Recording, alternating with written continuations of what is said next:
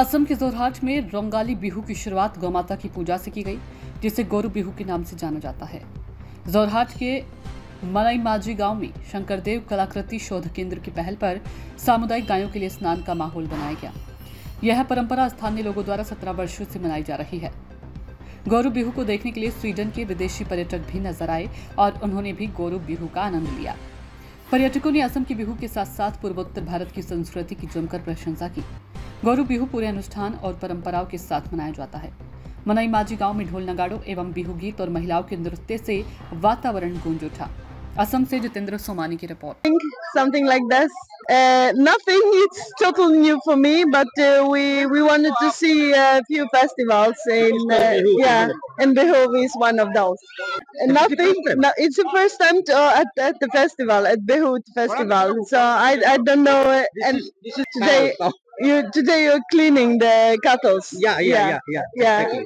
And yesterday in Jihad, in the city we saw everyone was buying candies and puffy rice and everything to visit the families and to give a gift. Something you notice.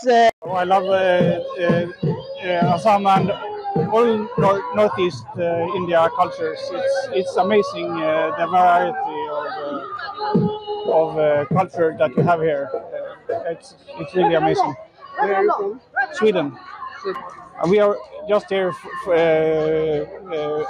passing through, so this is a very new experience for me. But it seems like a very nice tradition. Yeah.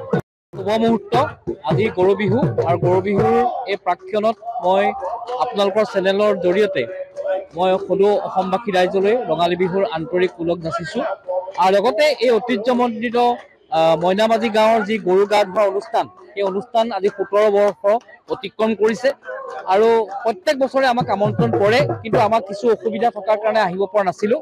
আজি নিশ্চয়কৈ আহিলোঁ, আহি অত্যন্ত ভাল লাগিছে।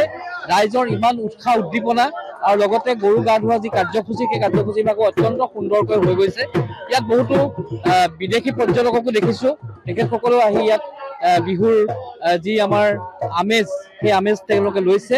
গতিকে মই পুনৰবাৰ সকলোকে মই শুভেচ্ছা জনাইছোঁ আৰু আপোনালোকৰ সকলোকে সংবাদ মাধ্যমৰ সকলোকে মই আন্তৰিক ওলগ যাচিছোঁ ৰঙালী বিহুৰ আৰু লগতে মইনামাঝি গাঁৱৰ যি এই ঐতিহ্যমণ্ডিত কাৰ্যসূচীত যিসকল ব্যক্তি জড়িত হৈ আছে তেখেতসকললৈ মই আন্তৰিক কৃতজ্ঞতা জনাইছোঁ।